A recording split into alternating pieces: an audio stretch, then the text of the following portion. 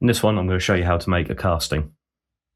To take a casting, you're going to take whatever you want to reproduce and put it into a box to then make the mold. I prefer to use plastic containers because they are watertight, nothing's going to leak out. The silicone we're going to use will get everywhere. It's quite gloopy, but it will seep out over time if you use any sort of imperfect material. People have used Lego bricks. They are slightly, where they join together, silicone can leak out of those. You can also make boxes out of polystyrene sheets, ABS sheets, using plastic weld to hold them together, but I prefer this method because these are going to go in the bin anyway. The method I use is I turn the yogurt pot upside down, cut all the way along here, so I have something like this, and I also have its lid it will sit into, like so. That's what I'm going to use to create my mould. So taking this off, and I want to put the item I'm going to reproduce at the bottom. I use super glue for this. I was going to draw a bead all around the outside edge of the underside of my miniature and firmly attach it. If you're having trouble with it, you can use a super glue accelerator. Once your model's secured to the bottom, you can actually check underneath because it's see-through. You're ready to just pop that on top. You're going to want to get a fairly decent amount of blue tack, roll it onto a long sausage. Then it's just a question of just forcing it into that join between the lid and the pot itself. Get it all the way around, and that'll create the perfect join. But do that all the way around, and we're ready to start mixing up the silicone. So you have your casting box ready to go, so now we need to mix the silicone. A few considerations here. So silicone comes in equal parts A and B. Mixed together, they become the silicone. That will be used for moulding. It does say non-toxic and low odour. I still would wear gloves and work in a well-ventilated area just in case. How I mix mine up is I get a set of old kitchen scales and an old paper cup. I'm going to mix by weight. I know approximately I need about 100 millilitres complete of both types of silicone. So I'm going to mix 60 grams of each type of silicone, A and B. Right, that's 65. That's more than I intended, but that's fine. It'll just be a deeper mould. Key part here is we need to mix exactly the same amount of the other part.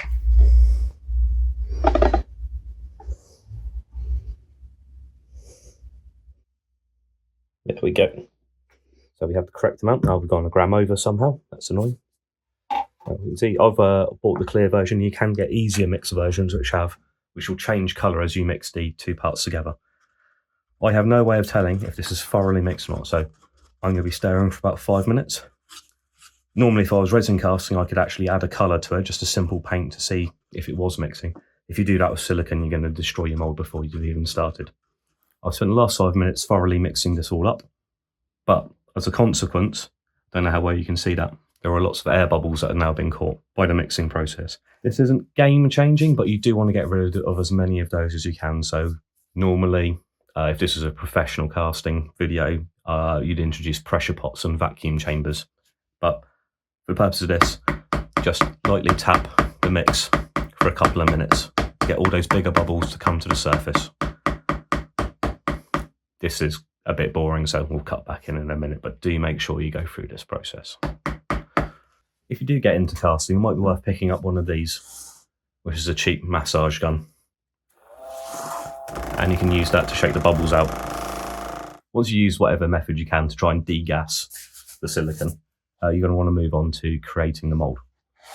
So get the casting box.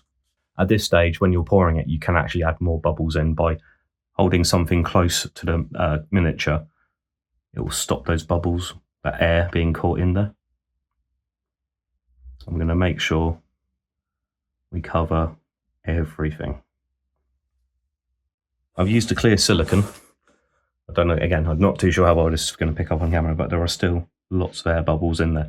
But what can also go around, because it's clear, is with that stirring stick, I can just make sure all those seams have no air bubbles caught on them. We could do it all the way around, especially skulls, because the eye sockets on skulls, weirdly, capture little air bubbles, and would look a little bit disturbing actually, because they look like they've got massive eyeballs in when you make castings. That might be a look you like. But at this stage, what I need to do is I'm going to get the massage gun out, or sort of the tapping method. I'm going to try and remove as many of these bubbles again.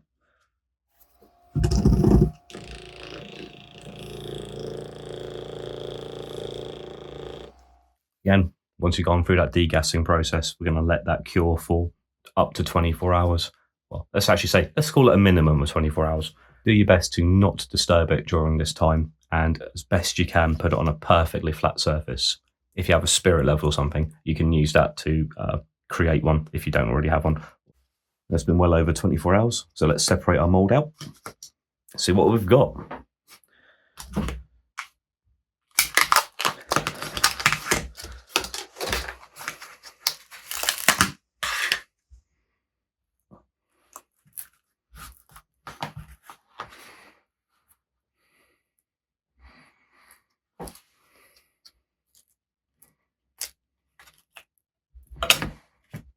Okay.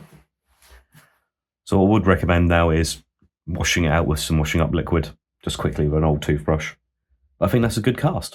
So it'll depend how I can catch light. It has actually picked up the cracked windows, which is good. So next stage will just be to do a quick test casting. But casting will be its own video. So give that a go. It's not as hard as you think it is, and lets you reproduce things quickly and easily. Let me know how you get on.